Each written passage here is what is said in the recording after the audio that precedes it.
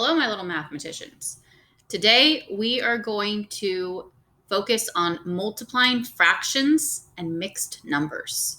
Before we do that, why don't you go ahead and try these 4 warm-up problems at the top. So go ahead and try them, press pause. Once you finish them, unpause the video, and then check to see how you did. Okay, now that you're back with us, for number 1, the first thing you want to do is look to see if there's anything that can cross cancel. And when I cross cancel, I like to write what it is that can go into both numbers across from each other. It just eliminates making mistakes. So 27 divided by 3 is 9. And 3 divided by 3 is 1. I also can cross cancel this 4 and 12. What can go into both? 4. So I'm going to put divided by 4. And 12 divided by 4 is 3. And 4 divided by 4 is 1.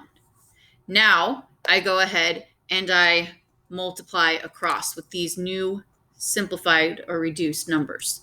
1 times 3 is 3. 1 times 9 is 9. And then before I box my answer, I always want to double check, can it reduce any more? Yes. 3 can go into both. And the trap, a lot of people will put that this is 3 because they're like, oh, 9 divided by 3 is 3. Take the 2 seconds to show what you're dividing by, and then you'll see it's actually not 3 because 3 divided by 3 is 1. 9 divided by 3 is 3. It's actually 1/3. Okay, so take the 2 seconds to show what you're dividing by. For this one, before I can begin, I need to put that whole number over 1. Now I have 2 fractions across from each other being multiplied. So 5 and 15 can both be reduced by 5. 15 divided by 5 is 3. 5 divided by 5 is 1. Then multiply across. 3 times 3 is 9, and 1 times 1 is 1. 9 over 1 is just 9. Cross-canceling just makes it so that your numbers get smaller, and then it's a lot easier to reduce at the end. Okay, number 3, I look to see what can cross-cancel there, and I see that 4 and 8 are both divisible by 4. 8 divided by 4 is 2. 4 divided by 4 is 1. The 3 and 15 can also be reduced by cross-canceling because 3 can go into both of those numbers. 15 divided by 3 is 5, and 3 divided by 3 is 1. Now that they're simplified, I'll multiply across. 1 times 2 is 2. 1 times 5 is 5. I can't reduce it anymore, so I'm done. Okay, final one for the warm-up. Whole number needs to get put over 1. Now I have 2 fractions. 3 is across from 24, and I see that those can both be reduced by 3 because 24 divided by 3 is 8, and 3 divided by 3 is 1. Now when I go to multiply across, 8 times 2 is 16, and 1 times 1 is 1. 16 over 1 is just 16. So there are all of your answers fully reduced. Remember, when you do fractions, you want them fully simplified or fully reduced. Let's go ahead and move on to trying, what about when we have mixed numbers? Okay, a whole number and a fraction. The first thing we want to do is we want to change mixed numbers into improper fractions. An improper fraction is when the top, the numerator, is bigger than the denominator. And how you get that is you take the denominator and the whole number and you multiply them. So 4 times 2 would be 8. And then you add the numerator. So 4 times 2 is 8 plus 3 is 11. There's the new numerator. Your denominator stays the same. So 2 3/4 changes to 11 over 4 as an improper fraction. Okay, so let's go ahead and try this first one. I'm going to put 8 over 1, and 2 3/4, these would get multiplied and then add this. And this is actually the example we have over here. So this is saying the same thing as 8 over 1 times, we said the denominator stays the same. 4 times 2 is 8. 8 plus 3 is 11. So again, that came from the directions right here in that box. That's where the 11 over 4 came from. We changed 2 3/4 into an improper fraction. Now you have two fractions being multiplied just like we did up above. So I look to see, can anything cross cancel? Yes, 4 and 8 can. 8 divided by 4 is 2. 4 divided by 4 is 1. Then I look to see if there's anything else. Nope, those can't reduce. So now multiply across. 2 times 11 is 22. 1 times 1 is 1. 22 over 1 is 22. Okay, our next one. 1/3 stays 1/3. I'm going to change this into an improper fraction. I do that by multiplying these and adding that. So 4 times 2 is 8. 8 plus 1 is 9. And your denominator stays the same. If you think you have it figured out, remember, pause the video at any time, try it yourself, and then unpause it and come back to check. I see that both of these can be reduced by 3. 9 divided by 3 is 3. 3 divided by 3 is 1. These can't cross cancel, so go ahead and multiply across. 1 times 3 is 3. 1 times 2 is 2. Now I can't leave it as an improper fraction. You're like, wait, but I just changed this to an improper fraction. True, yes, so that I could multiply it. Because we can't multiply mixed numbers, unfortunately. But I also can't leave it improper. So I take the top, the numerator, and divide it by the bottom, the denominator. Top dog goes in the house, or in and out. In and out, in and out. That's what a hamburger is all about. Okay, so inside the house, outside the house. 2 goes into 3 once.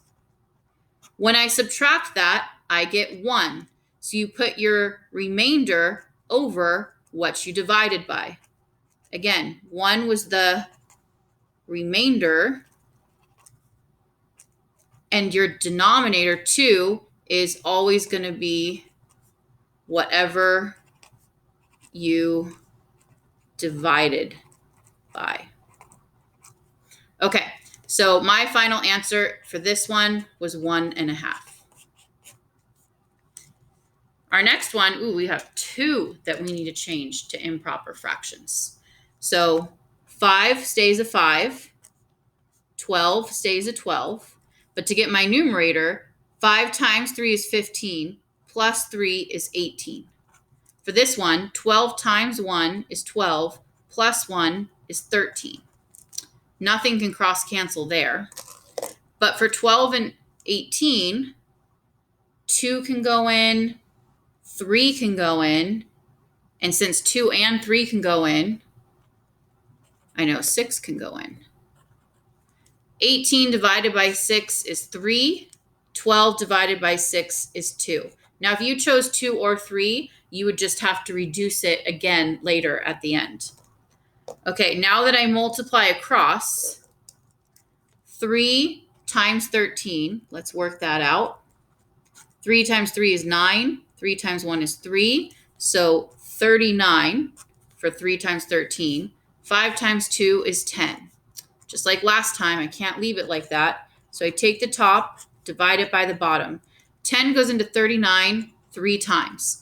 And 3 times 10 is 30.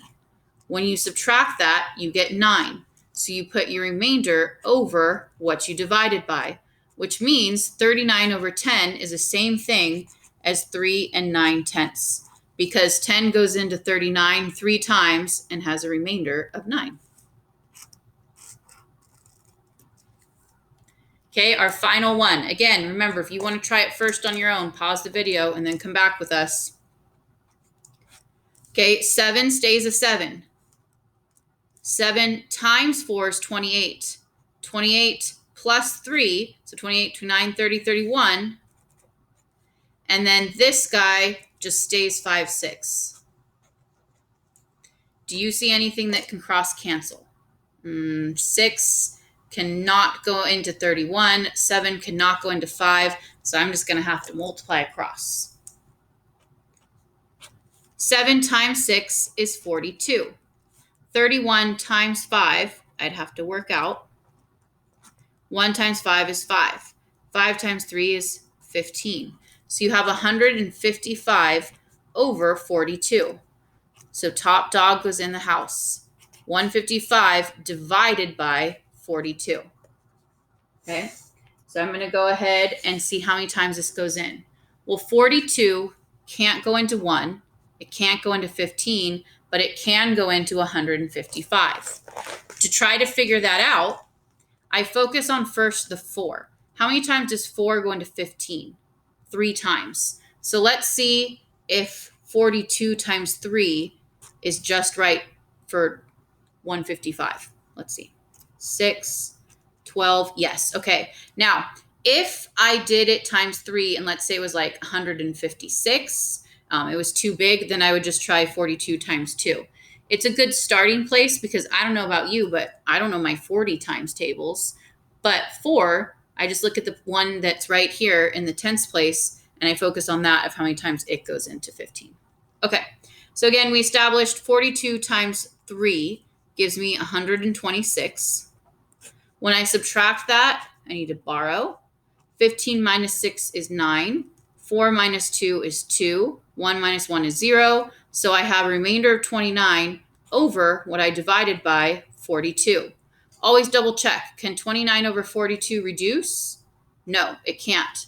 So my answer is 3 and 29 over 42.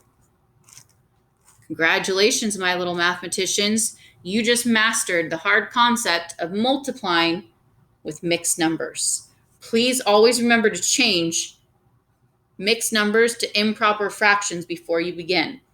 If you try to just multiply the numbers in front, it won't work out. Because look, 8 times 2 is 16. Is it anything close to like 16 3/4? No, it was 22.